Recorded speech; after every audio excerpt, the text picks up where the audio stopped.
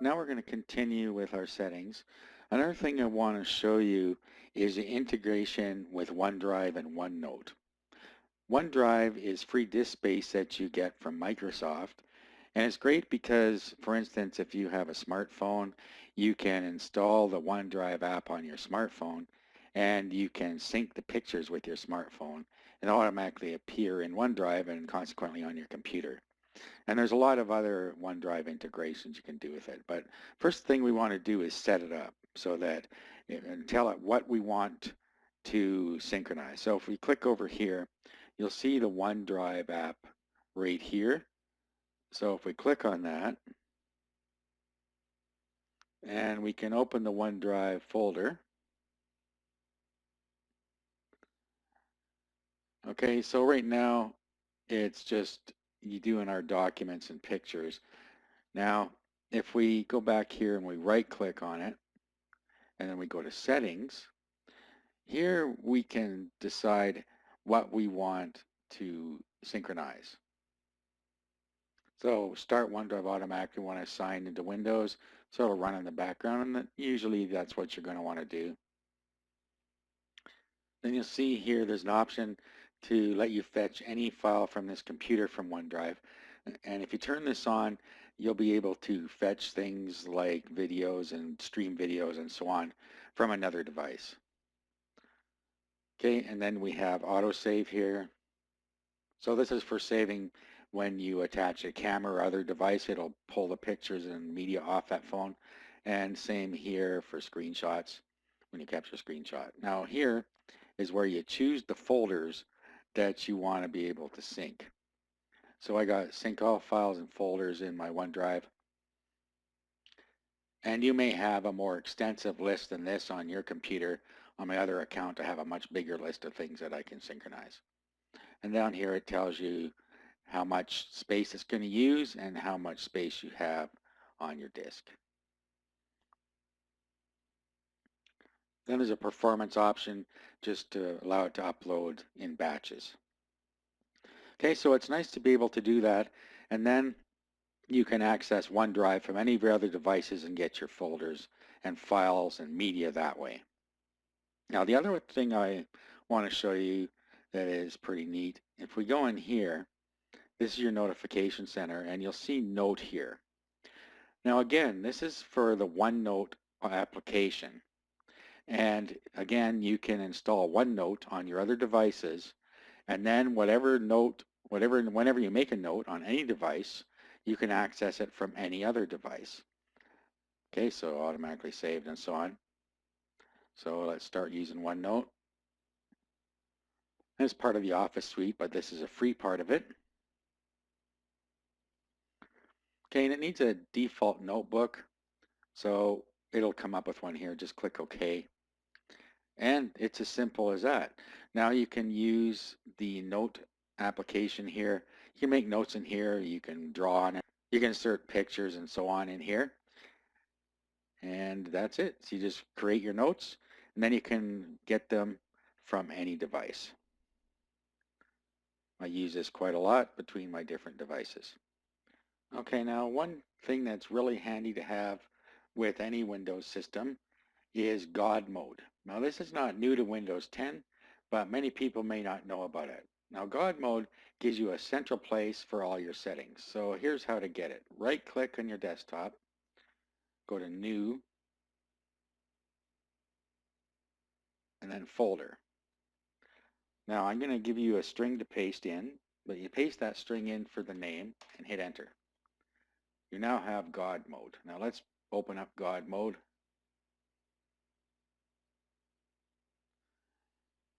Okay, so now you have a huge menu of all the different things that you can access from here, settings and tasks and so on.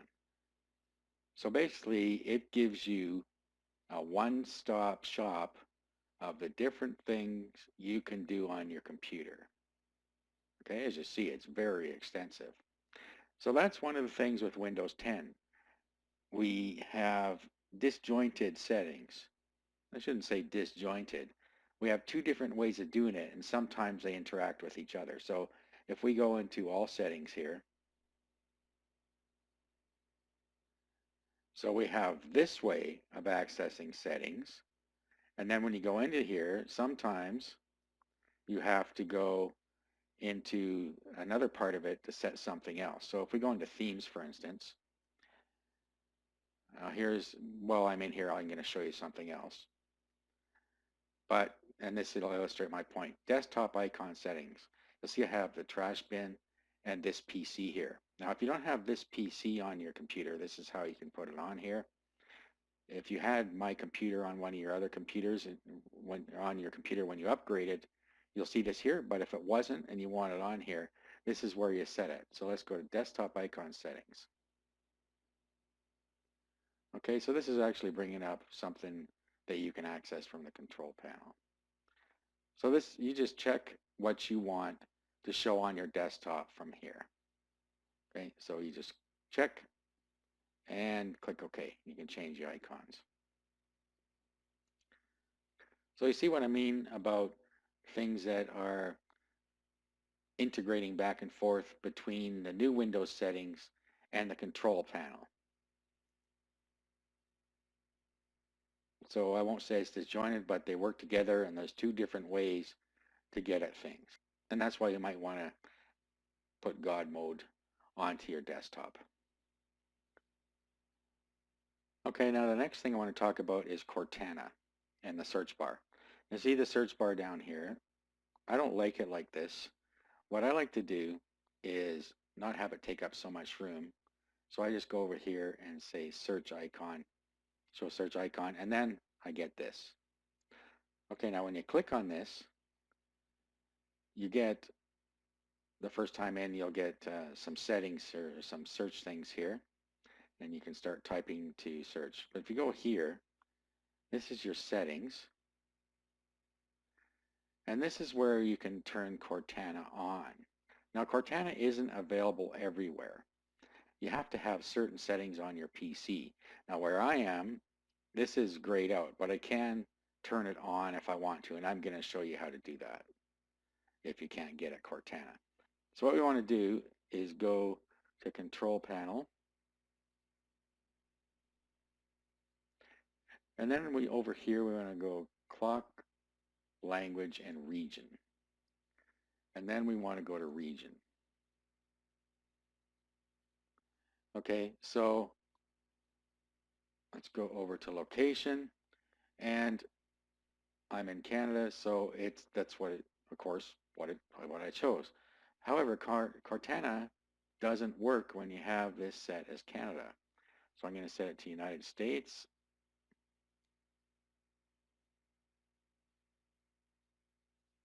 Click OK. Then we're going to go to Languages. And you'll have some language packs in here already. So English Canada and English United States. Let's go to Cortana again, into the settings. And you'll see now I can turn it on. So if you can't get at Cortana and you want to use it, that's what you need to do. Make sure you have the US language pack installed and that you are on the US locale or one of the other ones that it supports if you don't want to use English. Okay, so of course if you want Cortana on, you just turn it on right here.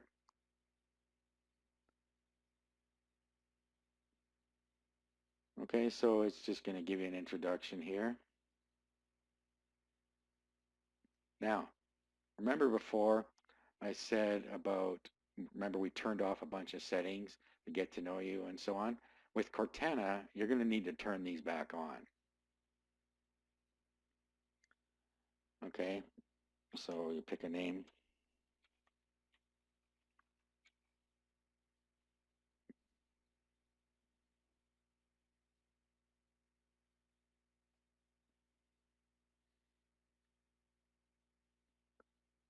Okay, so it's starting up here. So now you can go ahead and you can pick the things that you like to tells you what some of the things that it can do, and then you can start talking to it down here. Now, if we go in here now, we're in the notebook. And with the notebook, you can go in and you can do the different things that you want to do. So here we are back in the settings again. If we want to use Hey Cortana to start it, we can turn that on. And then anytime we want to start Cortana, we can do it that way. So it's going to go through and look at your microphone. Peter talks to his computer. He prefers it to typing and particularly prefers it. Okay, so it's set up. Hey Cortana. Oh, let's close that. Hey Cortana. Okay, so there it is.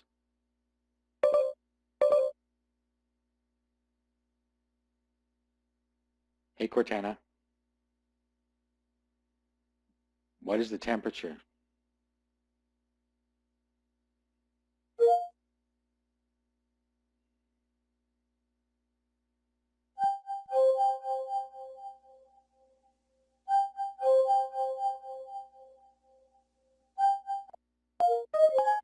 Okay, so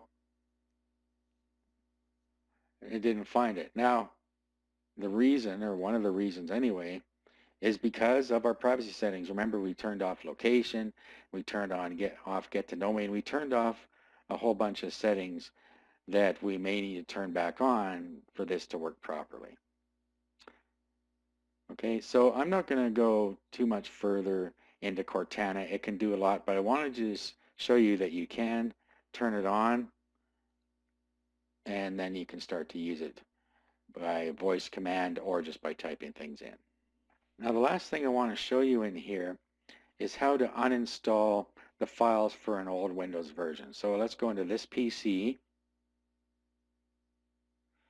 Then I'm going to go to the disk my Windows is installed on. I'm going to right click on it and properties.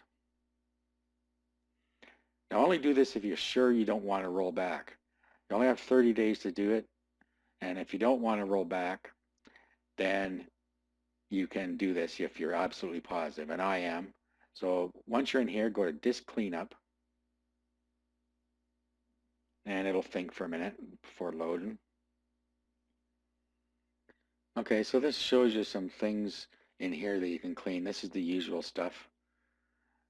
As you see, I have some memory files I can delete there. But anyway, you'll see down here, clean up system files. So if we click on that,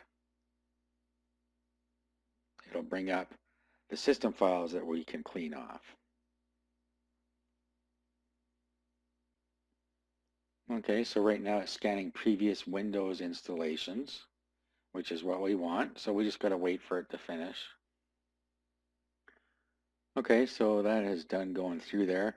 You'll see all the different things here. So we have Windows upgrade log files. We have system error memory dump files. We saw that in the last one. But if we roll down here, you'll see here previous Windows installation, 19.7 gigabytes.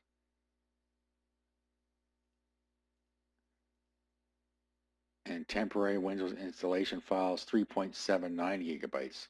So I got like 23 gigabytes of data I can recover there. All I would have to do is check those, click OK, and they go away. Now, only do this if you're absolutely positive you're not going to roll back. I'm not going to do that right now.